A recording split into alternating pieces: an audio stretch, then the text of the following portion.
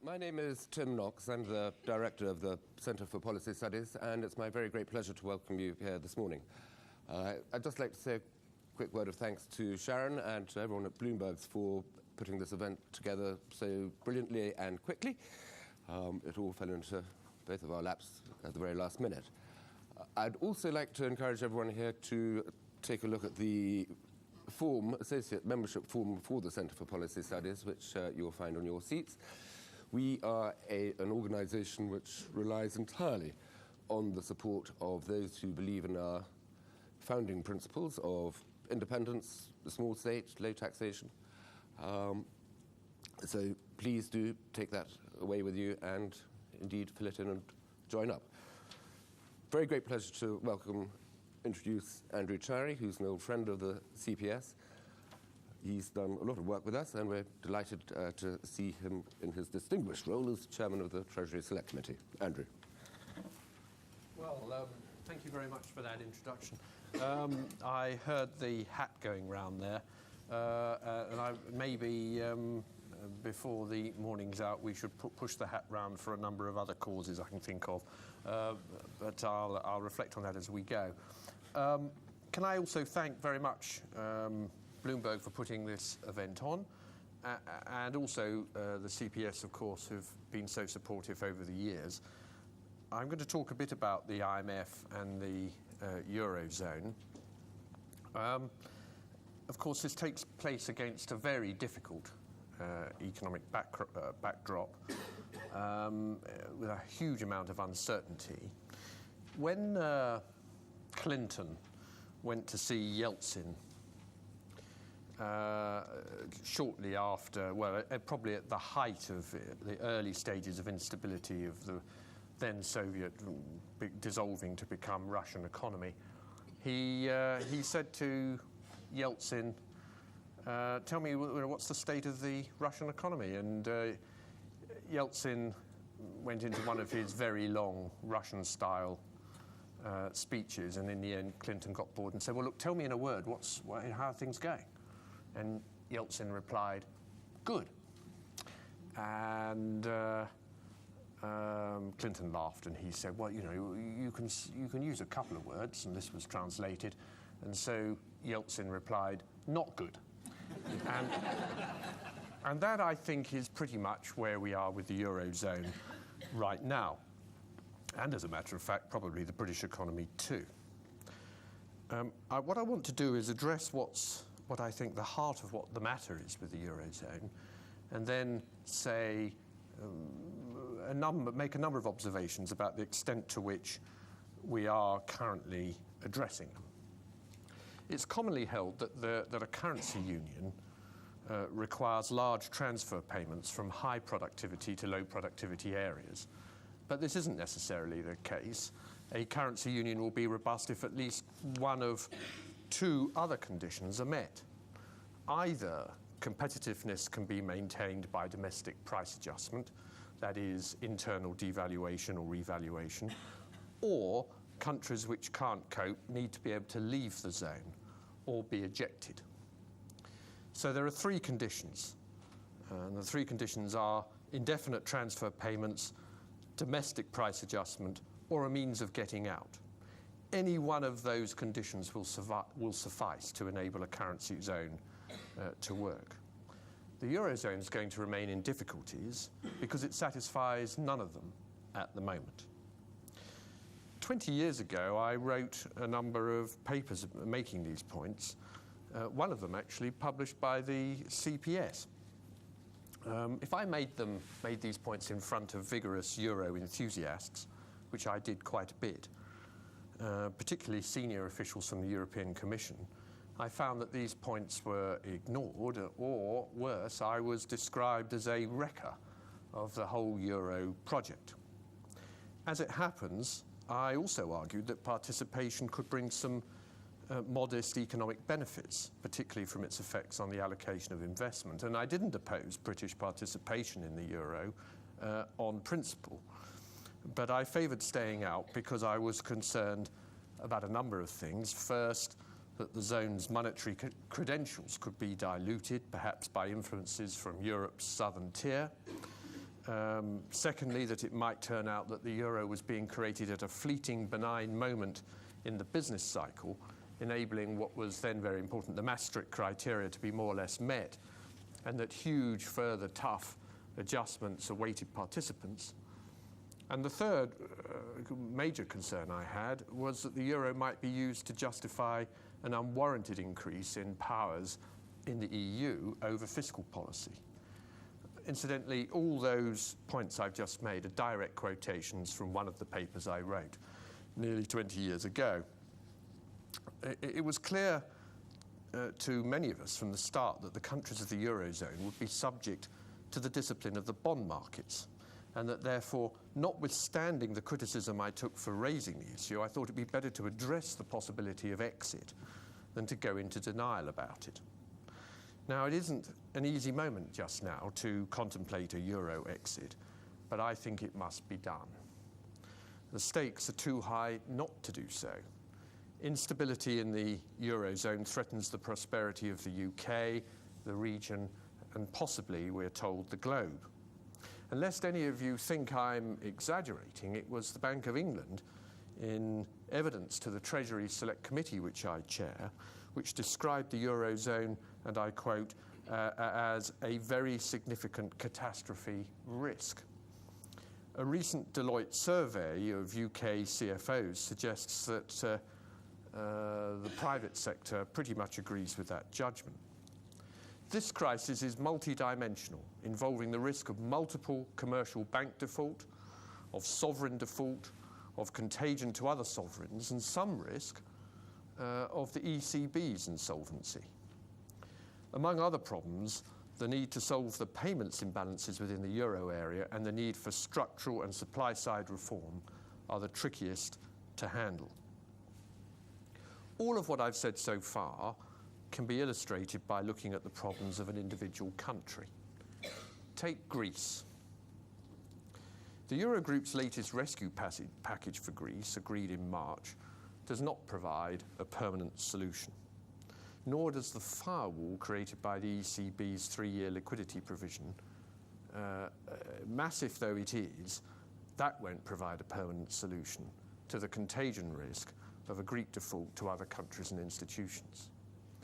That Greek package will tide things over for a while, assuming that the Greeks meet its terms. But even if the Greeks can meet the terms, Greece needs growth, not just to pay its debts, even after the haircut, but also to maintain political stability. Most analysts do not think that Greece can return to growth at current exchange rates and current policies. For example, a recent publication by Goldman Sachs suggested that Greece and Portugal require a relative price adjustment of around 30% to achieve external balance. In other words, they need to reduce their production costs by that amount relative to other Eurozone countries to get into balance. Furthermore, for Greek membership to be sustainable in the long run, further falls in their production costs from that level will be required of them in the years ahead, unless productivity growth slows in the north. In passing, it's worth pointing out that in the same study, another way of putting the same point is that Germany might be required to undergo an upward relative price adjustment of perhaps about 25%. These are larger adjustments. The Germans, of course, are anxious to ensure that any adjustment they make, or any adjustment that takes place, is achieved through reductions in other countries' costs and not through inflation in Germany.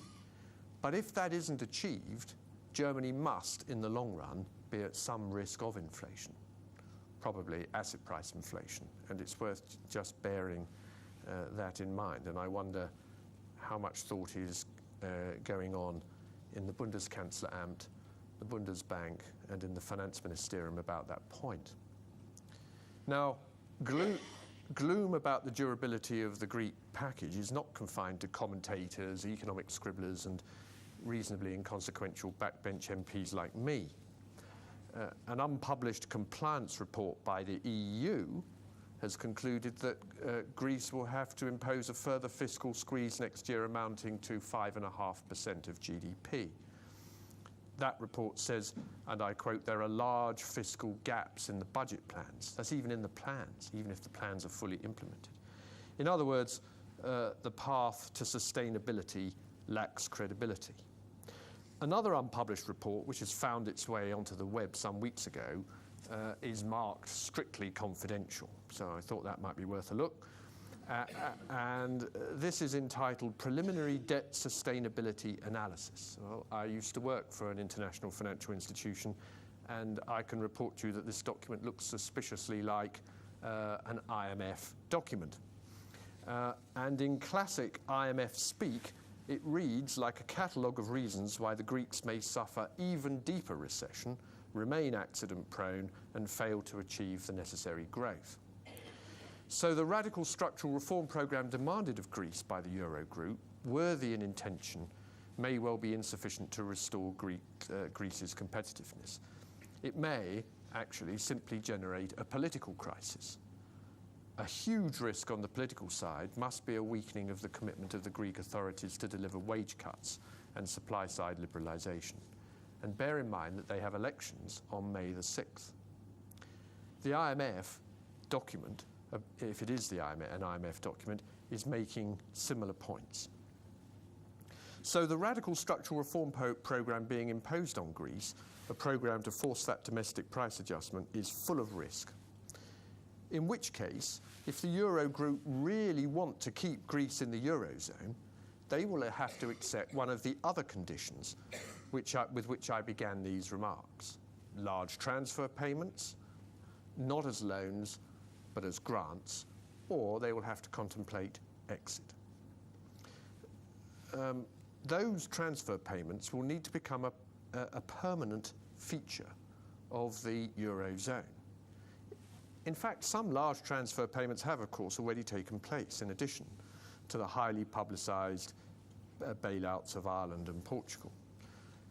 Commercial banks in the countries perceived as weak, not only Greece, Ireland, Portugal and Spain, possibly Belgium, have been unable to borrow in commercial markets and have become increasingly dependent on financing from the ECB. Banks in the stronger countries have placed their surplus liquidity in the ECB, and so there's been recycling. This recycling now amounts to over 600 billion euros. At least that was the figure at the end of last year. Germany is the main creditor, and the German public, it seems to me, inasmuch as they have yet grasped the scale of this, will be understandably concerned to ensure that they get repaid. There is certainly, as yet, no sign of any commitment to continue payments on such a scale indefinitely. Now, given the fragility of the Greeks' commitment to deliver the difficult reforms, and given that we've not yet seen a commitment from the Eurozone's northern tier to enduring large budgetary transfers, it has to be logical to examine the third condition, exit from the euro. We must now take advantage of the breathing space afforded by the latest bailout to develop a contingency plan for Greece to leave the Eurozone. I very much hope that this work is going on behind the scenes. Disorderly exit could indeed be catastrophic.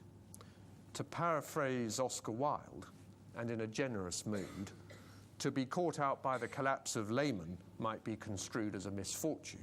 Not to be prepared for a Greek exit would be carelessness. Of course, were the authorities to advertise that they're doing all this work, it would increase the likelihood of its happening. And that's why the work should have been done at the Eurozone's inception, in much more benign economic circumstances.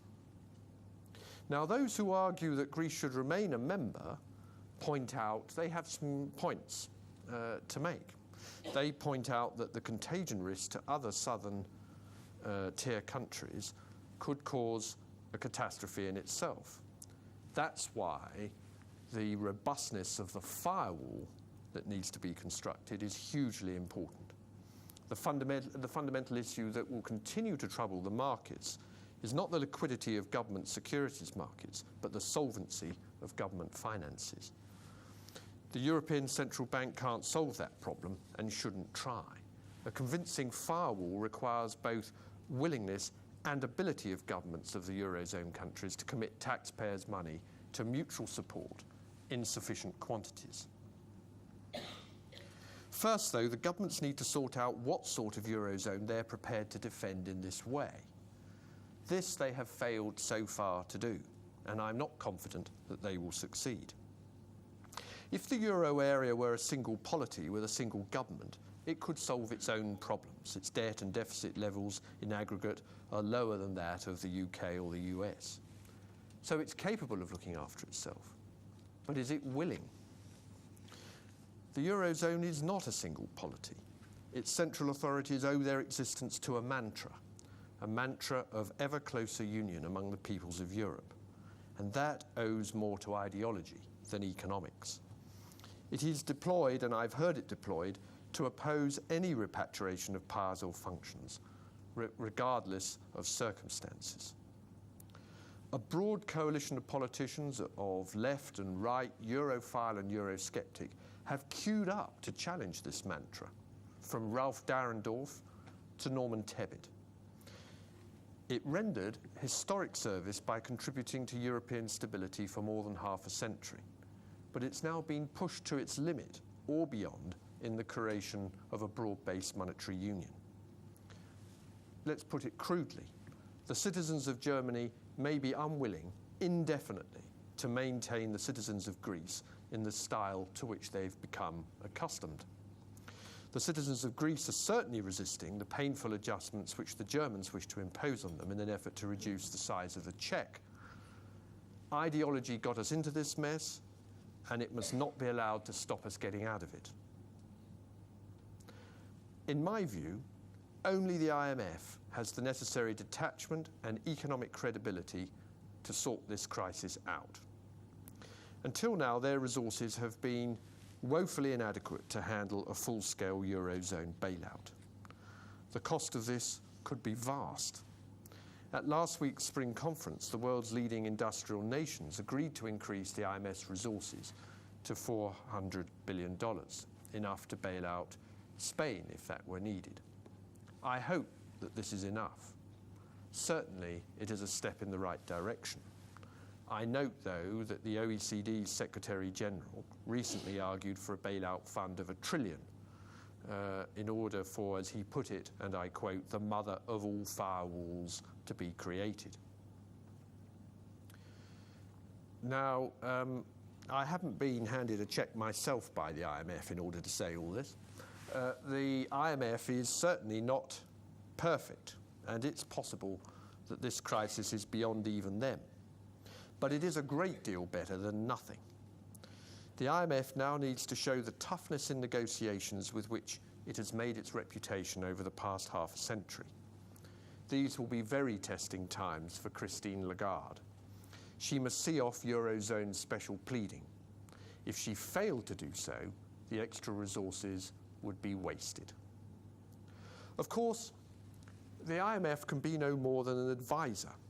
It can't in the end issue instructions to sovereign nations, but it can dispense or withhold money in ways calculated to force a better outcome. Its immediate objective should be to set out the three options available to the euro area and their costs and their consequences that I began this talk with. It should evaluate the consequences of maintaining the euro area with its current 17 members. The costs will include, of course, an enduring commitment to make permanent transfers of income to Greece and probably other countries too. It needs to say how large these payments are likely to be. It needs to spell out the dangers of relying on Greece and several other countries making the necessary deep structural reforms. And it should also evaluate the consequences of letting Greece depart and continuing with 16 members. The costs of that would include the cost of a firewall to protect, for example, Portugal, Spain and Italy. More radically, it should also evaluate the consequences of a significantly smaller euro area than that. The IMF must not allow itself to be influenced by this ideological baggage to which I referred earlier. That must not get in the way of the decision-making process. Let me illustrate that in a practical way. At the moment, the IMF is treating the ECB and the Commission as a partner in discussions to solve these problems. In my view, this has to end. Both those European bodies have an existential conflict of interest in the advice they give. The ECB in particular also has a financial conflict arising from its holdings of government debt and its enormous exposures to the national central banks of the deficit countries in the euro area. These European bodies, of course, that I've described, the ECB and the Commission, they will be part of the solution, but they are also part of the problem. The IMF should, of course, hold discussions with them, but their advice should be given to the governments of the member countries, which alone have the legitimacy to make the necessary decisions. That is also, and this is an important point, what the IMF's own articles require of them.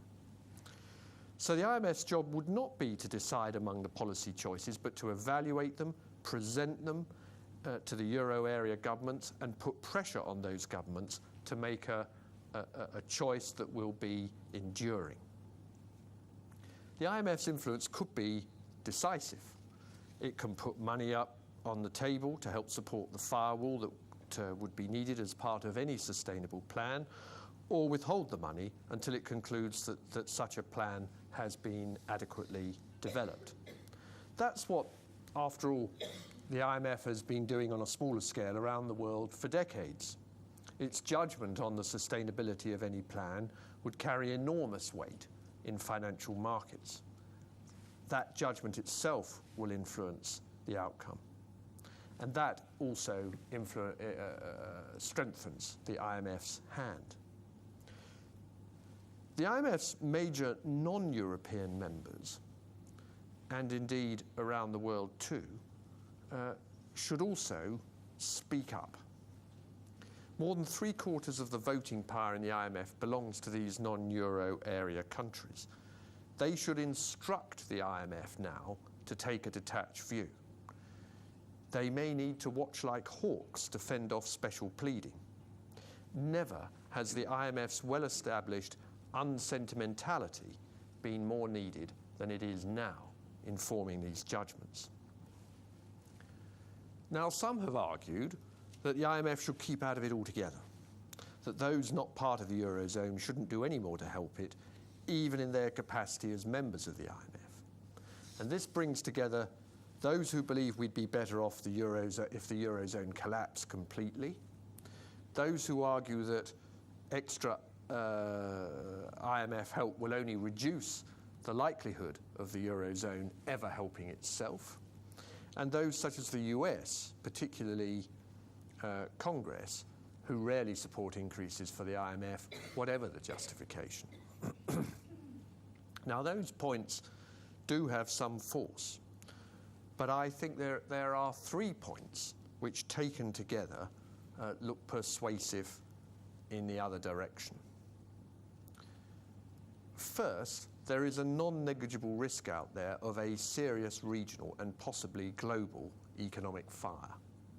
The Eurozone crisis has the capacity to engulf us all. Second, as I've been trying to explain, we can't rely on the Eurozone to do the hard work for us. Their decision-making structure is flawed, as I've described. The Eurozone is sustained at the moment by sticking plaster bailouts, the 3-year ECB handout at the expense of northern tier countries who ultimately underwrite the ECB's balance sheet, of course, and possibly a sense in the markets that the German population may be more reconciled than they were to large fiscal transfers to prop up the whole system. I don't think we can rely on the Eurozone to solve this on their own.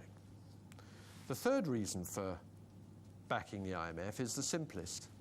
They are the only global fire brigade we have.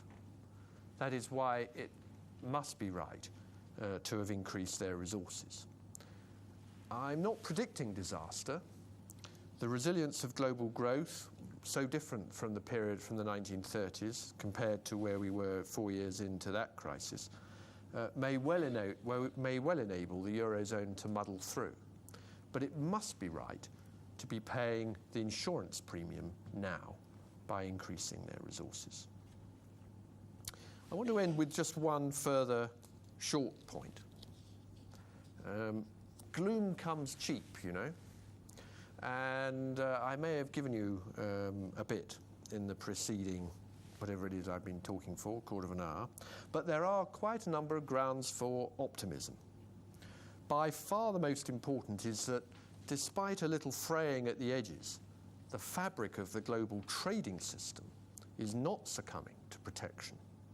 In contrast to the 1930s, globalization so far seems to be holding up pretty well.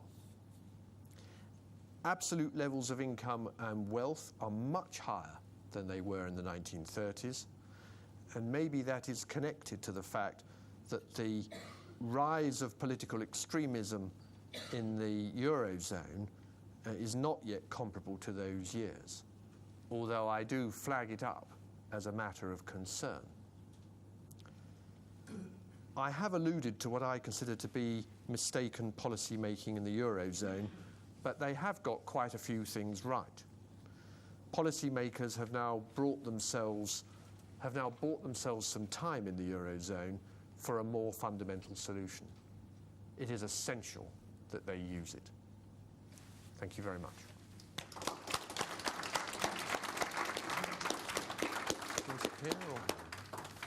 Andrew will take some questions.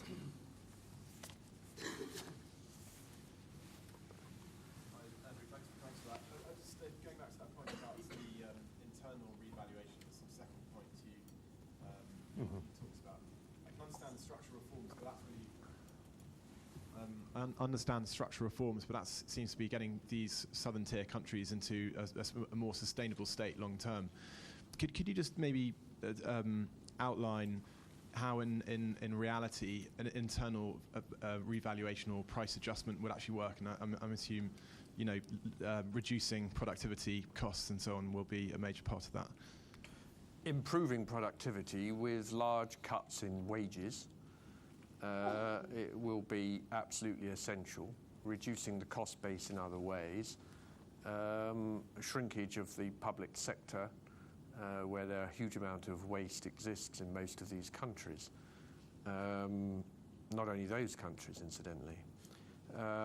These are very big adjustments that are now required. If they were a fraction of the size, 20% of the size of what's needed, and I quoted some figures by other analysts suggesting their scale, I would be less concerned. But these have built up over the period since the zone was created and are now at a wholly unsustainable level. Traditionally, I say traditionally, in the past, those adjustments have been made by devaluation, adjustment to the external value of the currency, as opposed to the internal value. That is the option that has been taken off the table, and that, in my view, partly for ideological reasons, and that goes to the heart of why this crisis seems to have such long legs.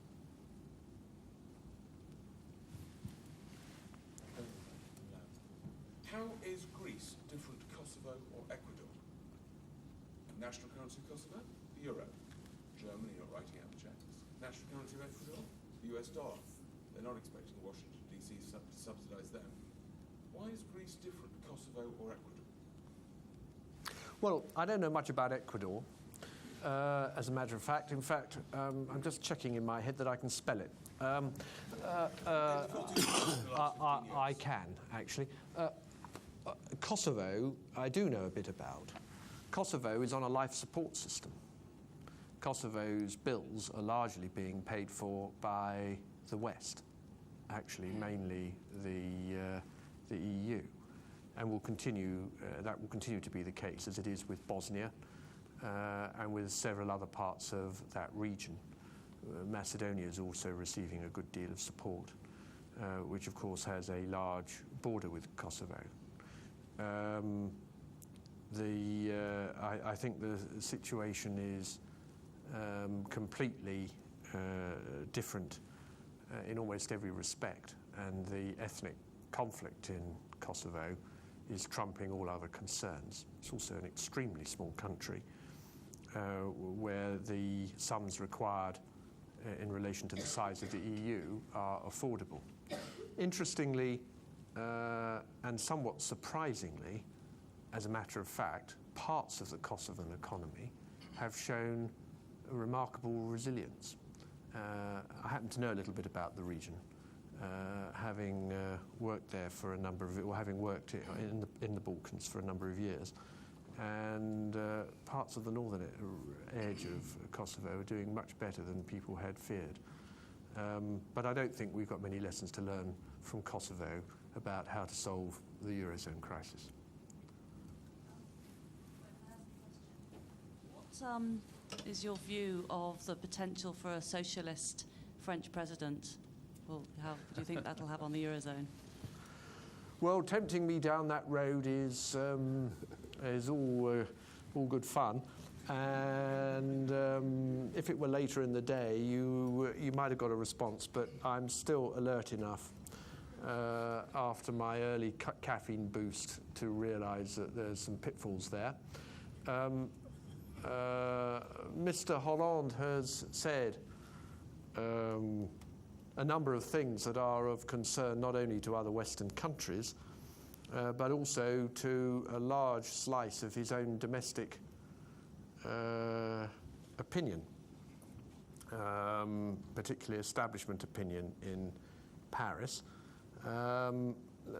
But I think the best thing I can say at this stage is to allow the population of France to make up their own minds in their election.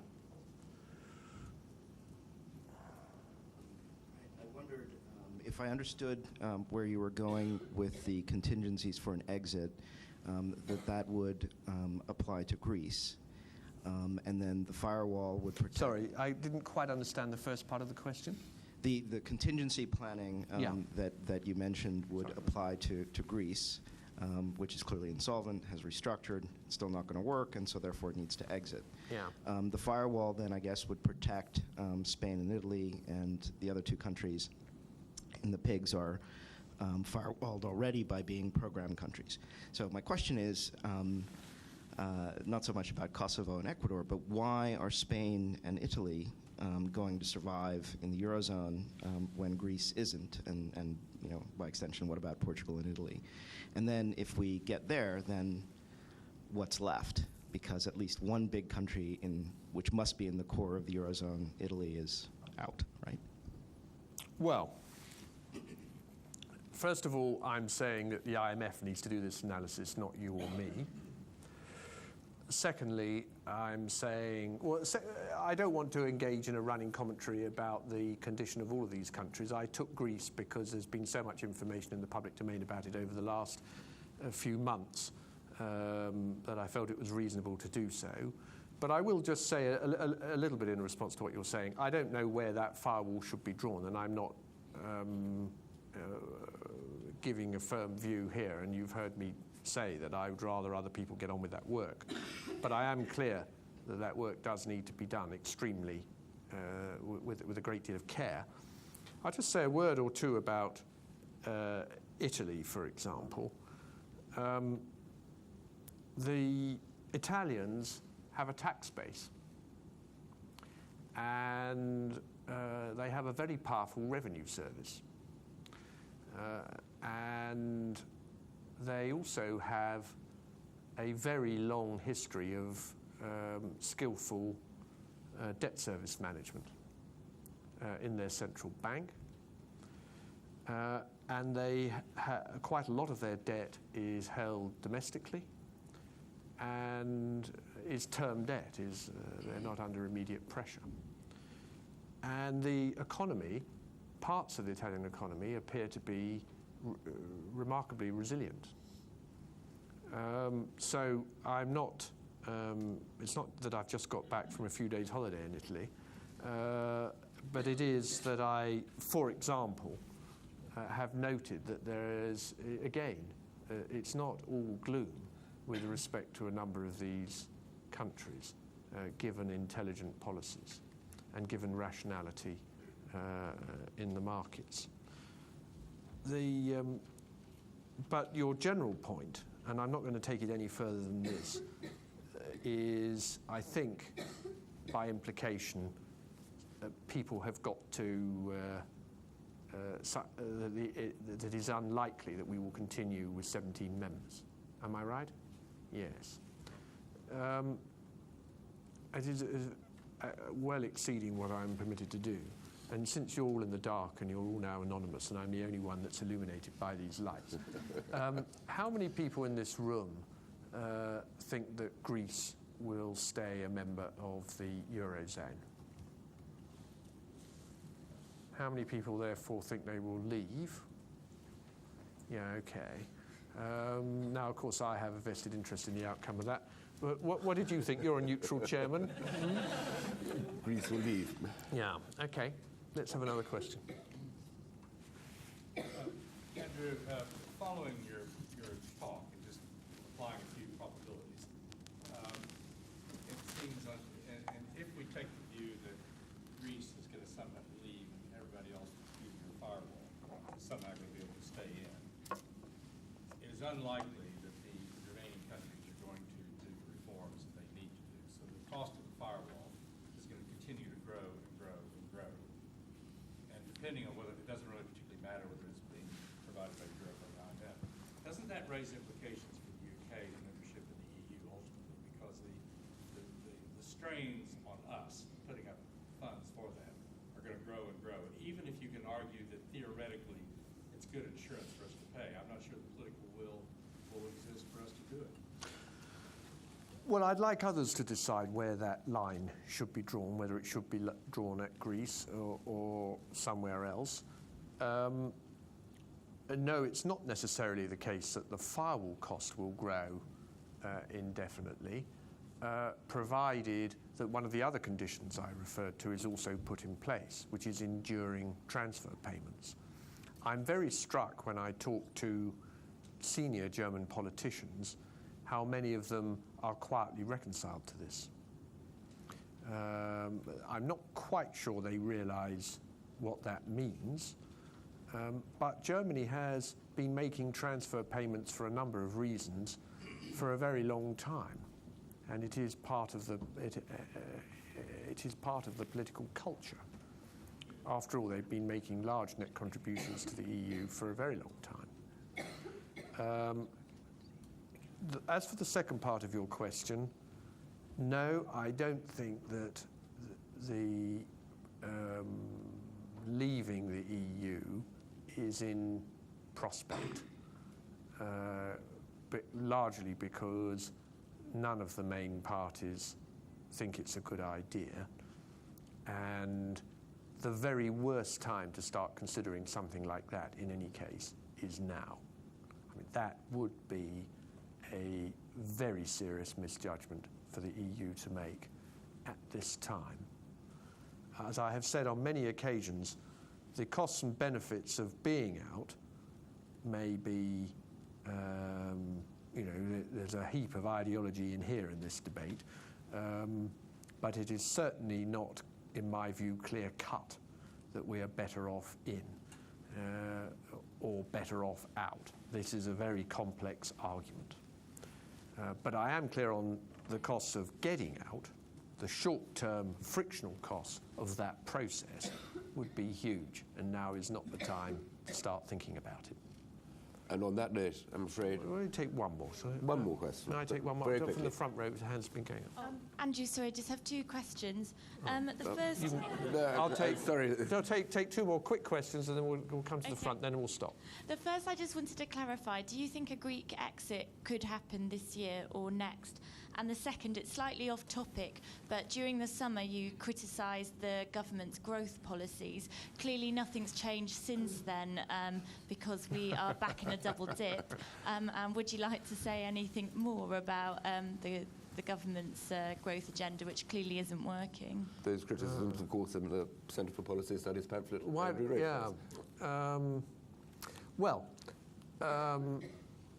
I'm not giving a timetable for addressing this Greek problem.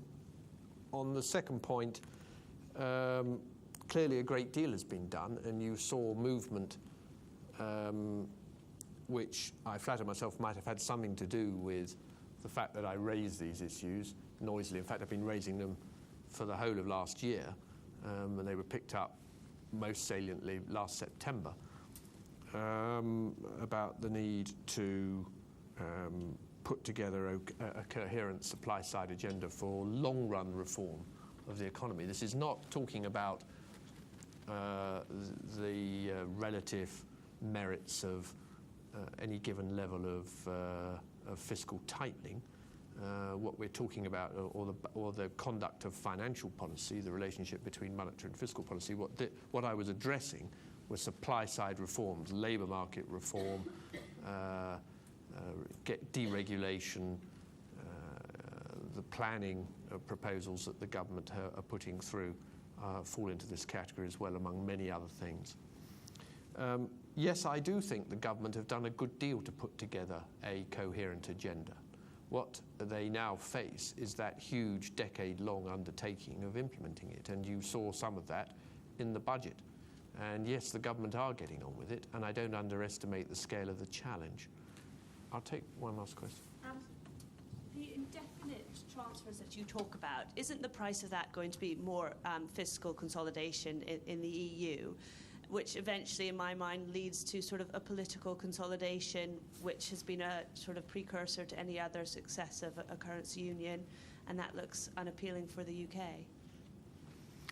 That's an issue that I'm sure is preoccupying the minds of the senior officials and probably the politicians in the Treasury. That will be not an event, but a process.